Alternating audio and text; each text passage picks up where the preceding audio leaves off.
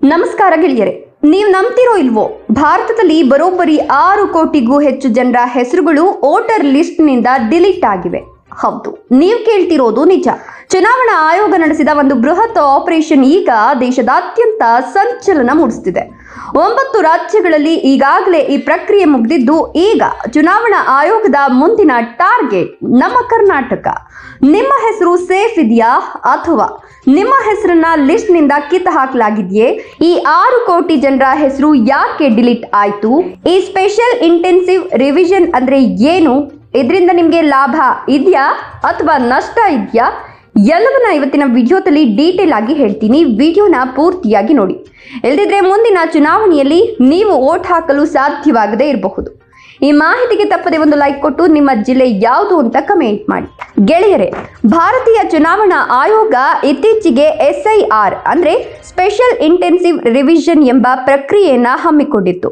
ಇದರ 2ನೇ ಹಂತ ಈಗಷ್ಟೇ ಮುಕ್ತಾಯವಾಗಿದೆ.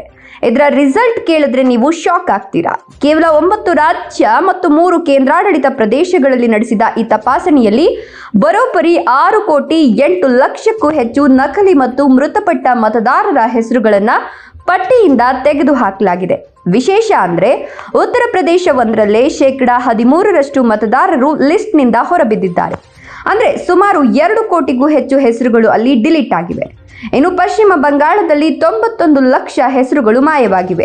Next target Karnataka. ಈಗ ನಿಮ್ಮ ತಲೆಯಲ್ಲಿ ಒಂದು ಪ್ರಶ್ನೆ ಓಡ್ತಿರಬಹುದು, ನಮ್ಮ ಕರ್ನಾಟಕದ ಪರಿಸ್ಥಿತಿ ಏನು ಅಂತ. ಎಲ್ಲಿಯವರೆಗೂ ಕರ್ನಾಟಕದಲ್ಲಿ ಈ ಪ್ರಕ್ರಿಯೆ ನಡೆದಿಲ್ಲ. ಆದರೆ ಈಗ ಚುನಾವಣಾ ಆಯೋಗ 3ನೇ ಹಂತಕ್ಕೆ ರೆಡಿಯಾಗಿದೆ. ಈ 3ನೇ ಹಂತದಲ್ಲಿ ಕರ್ನಾಟಕ ಸೇರಿದಂತೆ 17 ರಾಜ್ಯಗಳು ಈ ಆಪರೇಷನ್ ವ್ಯಾಪ್ತಿಗೆ ಬರಲಿವೆ. ಕರ್ನಾಟಕ, ಆಂಧ್ರ, ತೆಲಂಗಾಣ, ಮಹಾರಾಷ್ಟ್ರ ಹೀಗೆ ಒಟ್ಟು 39 ಕೋಟಿ ಮತದಾರರನ್ನ ಈ ಹಂತದಲ್ಲಿ ಪರಿಶೀಲನೆ ಮಾಡಲಾಗ್ತದೆ.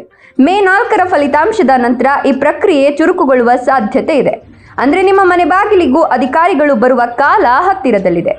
ಏನಿದು SIR? ಅಧಿಕಾರಿಗಳು ಮನೆಗೆ ಬಂದಾಗ ಏನ್ ಮಾಡಬೇಕು? SIR ಅಂದ್ರೆ ಇದೊಂದು ಮನೆ ಮನೆಗೆ ತೆರಳಿ ಮಾಡುವ ವೆರಿಫಿಕೇಶನ್. BLO ಅಂದ್ರೆ ಬೂತ್ ಲೆವೆಲ್ ಆಫೀಸರ್ ನಿಮ್ಮ ಮನೆಗೆ ಬಂದು ದಾಖಲೆಗಳನ್ನ ಕೇಳ್ತಾರೆ.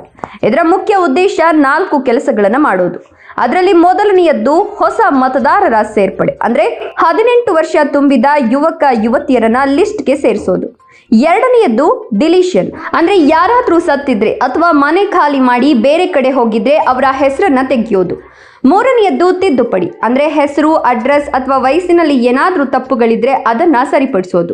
4ನೇಯದ್ದು ಡ್ಯೂಪ್ಲಿಕೇಟ್ ಚೆಕ್, ಅಂದ್ರೆ ಒಬ್ಬರೇ ವ್ಯಕ್ತಿಯ ಹೆಸರು 2-3 ಕಡೆ ಇದ್ರೆ ಅದನ್ನ ಪತ್ತೆ ಹಚ್ಚಿ ಒಂದನ್ನ ಮಾತ್ರ ಉಳಿಸ್ಕೊಳ್ಳೋದು.